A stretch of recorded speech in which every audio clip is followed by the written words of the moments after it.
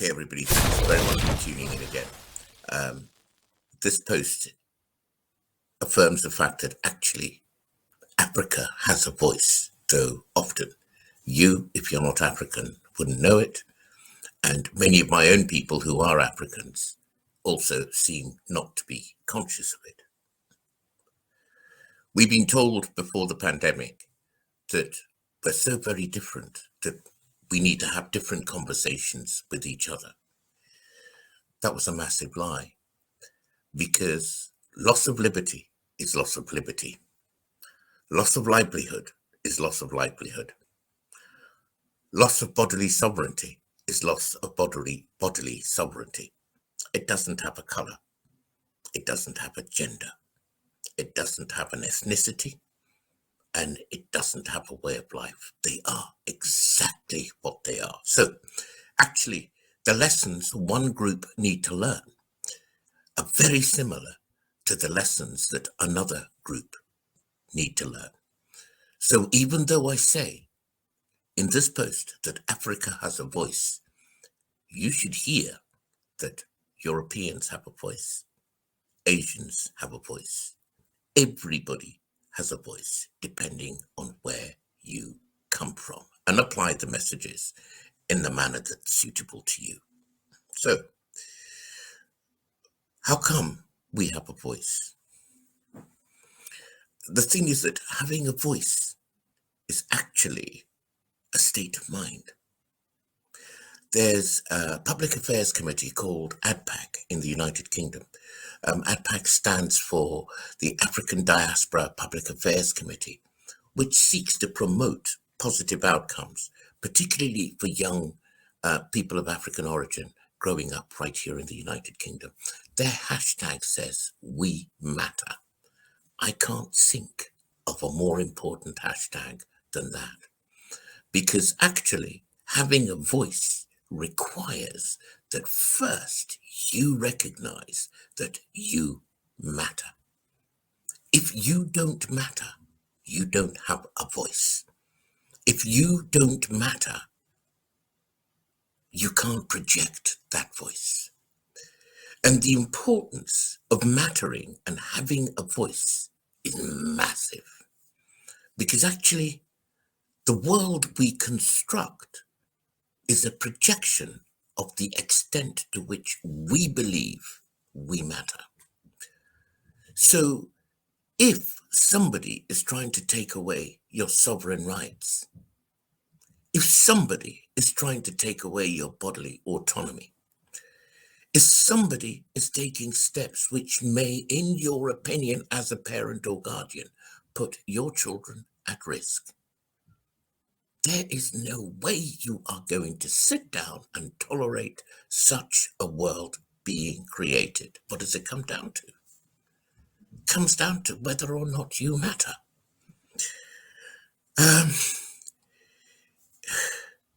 People always put the cart before the horse. And people think, for example, that because Europe is I am, or because Africa is I am, or because my country is I am. It's completely the other way around. It is because you are that your country is, that Europe is, that Africa is, that wherever you come from is. So let's not put the cart in front of the horse. Let us realize that the state of mind which says that we matter is the state of mind that constructs the world that we want to live in. And put another way, it is by communications which imply to people that they don't matter. It is by communications that imply to people that actually they're not that important, that the authorities are more important than them, which cause us to stumble, sleepwalk, nudge our way along in a herd towards an environment which demonstrates to us that really we don't matter. It's a subtle thing, and those in power understand the calculus very, very well. I hope through this post, everybody will come to the conclusion that actually, because I matter, my voice matters, I have a voice and I will use it. Now, so Africa actually does have a voice. The tragedy is that it's not being used.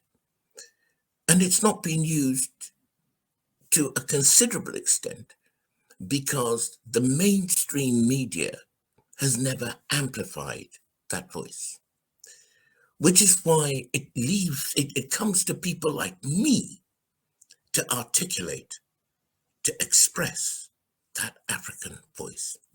Now, I'm going to give you an example of what it sounds like when a person has a voice, when an African has a voice. In May, I think it was, of 2020, the president of Ghana, Mr. Nana Addo Dankwa Akufo-Addo, made an incredible speech, went viral, went everywhere. Everybody was sharing it to me. Actually, I first got it from America before I picked it up originally myself here in England. And he was talking to President Macron of France. And the project was about Ghana beyond aid. And he was telling him that the old paradigms could no longer happen. I'm going to share a clip of that amazing speech with you just now. Here's how it looked.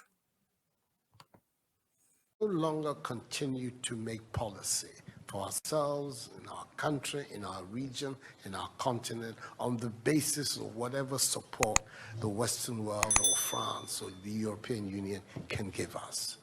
It will not work. It has not worked, and it will not work.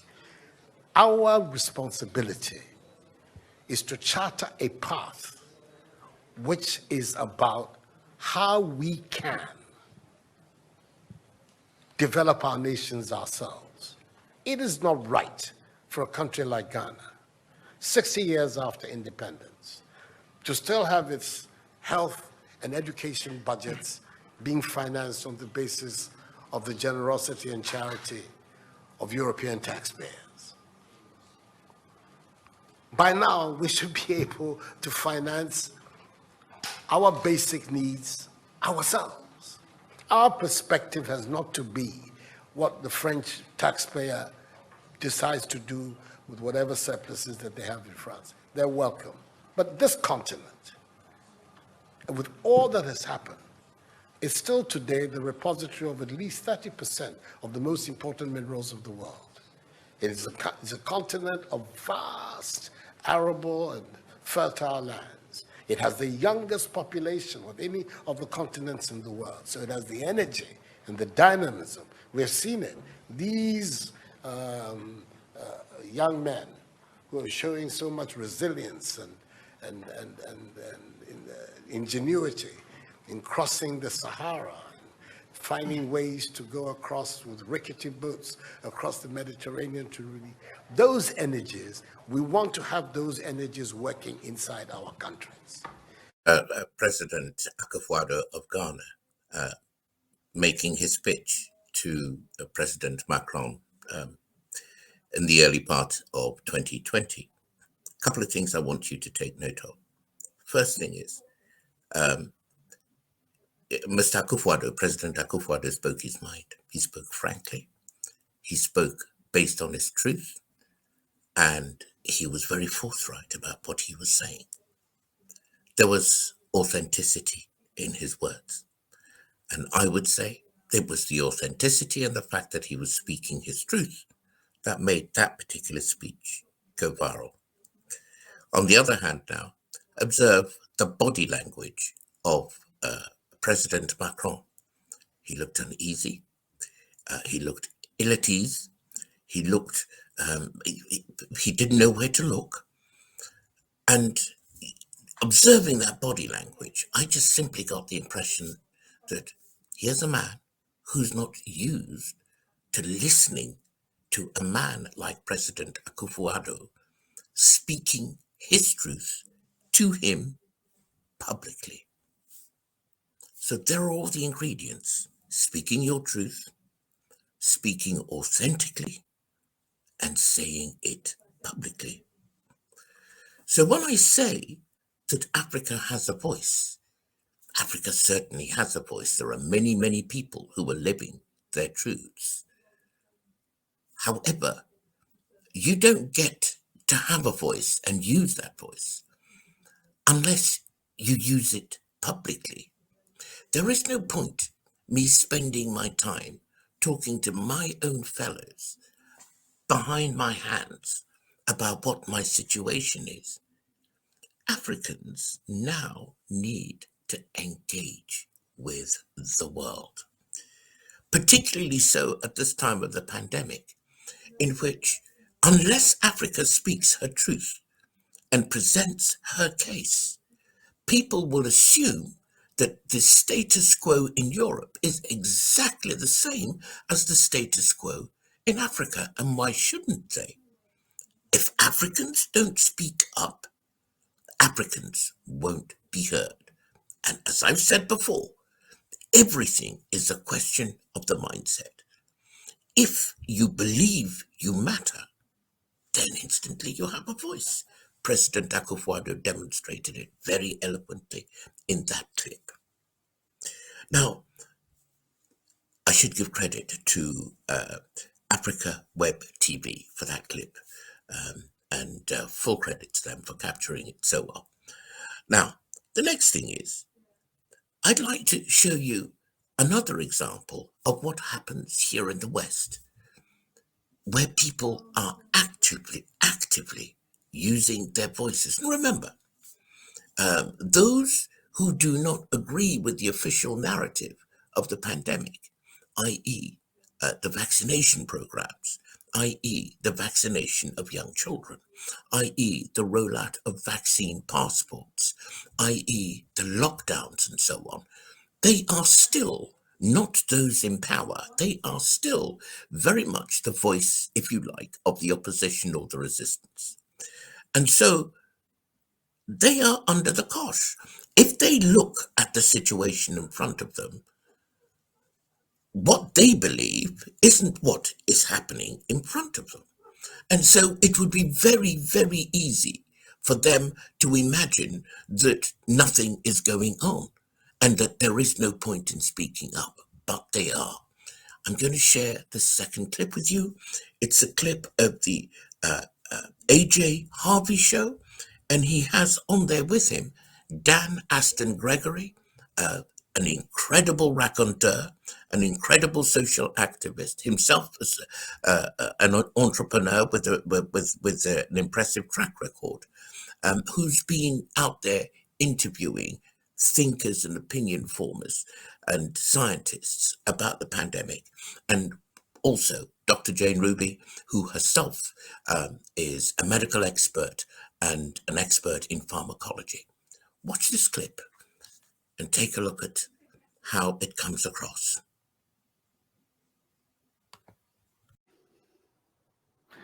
Hello, boys and girls. Welcome back to another special edition of the AJ Roberts Show. My name is AJ Roberts, as you know, and today I am joined by none other than the host of the Pandemic Podcast, Mr. Dan Aston Gregory, and the lovely Dr. Jane Ruby, all the way from the United States, medical professional and pharmaceutical expert. Dan, first of all, good evening. How are you, buddy? Good evening. Good to see you again, fresh off the march on Saturday. Great to bump into you at the event there. Lots of great energy, and I think some of the things that have underpinned what we saw in London on Saturday we can extract during this conversation tonight. So great to be here. Thanks for inviting me. Amazing, mate. Absolutely amazing. And it is a real pleasure to have you here, buddy. Dr. Jane, thank you for taking the time out of your busy schedule. I know you're inundated with podcast requests and to go on TV shows, news reels and all that kind of stuff. So thank you for taking the time to be here this evening or this afternoon where you are.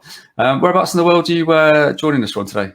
Yes, thanks for having me, AJ. I'm really thrilled to be here. I am in South Florida in the United States. So I'll leave it at that, kind of an undisclosed location, but Yeah. Is well, at least you're getting some good weather in that. It's a bit on and off here at the minute. yeah. Guys and girls, I wanted to do a bit of a joint panel today, purely because we have Dan, who obviously as the host of the Pandemic podcast has brought like 250 to 300 broadcasts to the nation in UK. And he's interviewed some of like the world's leading scientists, psychologists, medical experts, nurses on the front line who've witnessed some of the most horrendous atrocities, to bring you real life stories and science to the people of the United Kingdom and the people that have been watching from the wider world. But I also wanted to bring Dr. Jane Ruby on to give you a big input from the United States. I think it's vitally important because from what I found over the last few weeks, so many people don't or never even heard of Dr. Fauci, for example, and what's happened with the fallout of his emails having been released from the UK. So for those of you in the UK who don't know who he is, he's kind of like the Neil Ferguson from America. He's been dictating basically like everything that's been going on, and everyone's been leaning in and doing what he says.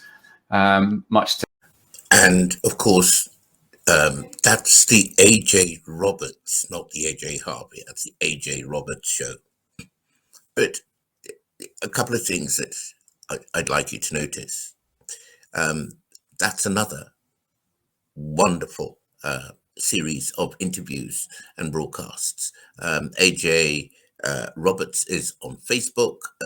Look for him, follow him, and take a look at his content. It's absolutely superb. Now, the point about this is, I noticed when I watched that, is that these are the people who were giving the counter narrative. They are certainly not in pole position. They're the runners up, and they're having to play catch up with the authorities. And yet, look at the bonhomie, look at the brightness, look how bubbly they are. Again, these are people who are speaking their truth with authenticity, confidence, and authority. These are people with a voice. The other thing you'll notice is that, of course, none of them look African to me. And the reason I chose that clip is that actually most of the narrative around the pandemic is being conducted by people who look like this.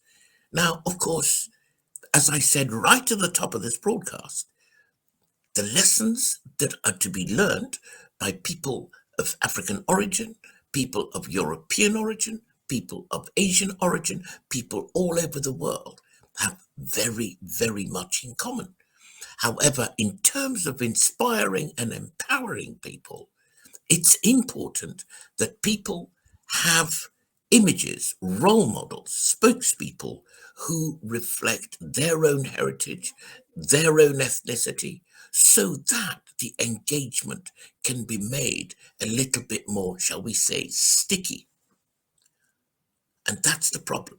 So there are two things I would like to suggest. The first thing is those mainstream or more mainstream broadcasters who are on the side of the alternative narrative need to broaden the amount of spokespeople and experts that they bring on board, because the experts are definitely available from all ethnicities, but you find very few experts of African origin. And this is important because it informs the narrative, the false narrative that Africa doesn't have a voice or that Africans don't have a voice. And of course, when you disable anybody in that way, you disable the entire edifice of those who put up a counter narrative. That's the first thing. The second thing is Africans themselves need to push themselves forward. Now, often I do. I'm an inveterate pusher. I'm a very pushy person. I put myself out there and I do it all the time. But it's not made easy for me because there is a kind of culture, a kind of climate which has bought the falsehood that Africans don't have a voice or Africans don't have a point of view. So there we are.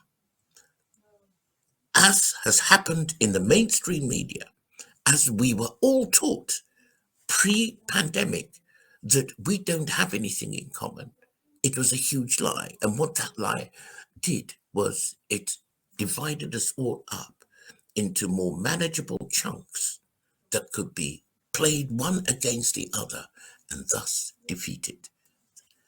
That kind of thinking has got to evaporate.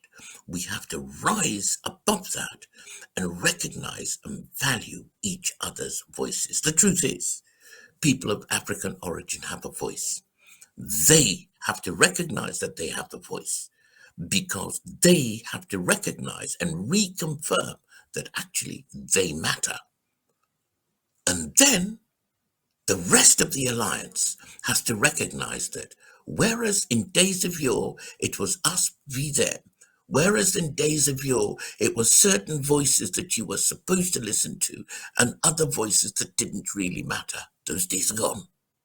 Because until we unite in mutual respect for each other, the world will be taken over by people who have very little regard for our individual and collective liberties, our bodily sovereignty, and our self-determination. Thanks very much. And don't forget it. Africa does have a voice. Use yours.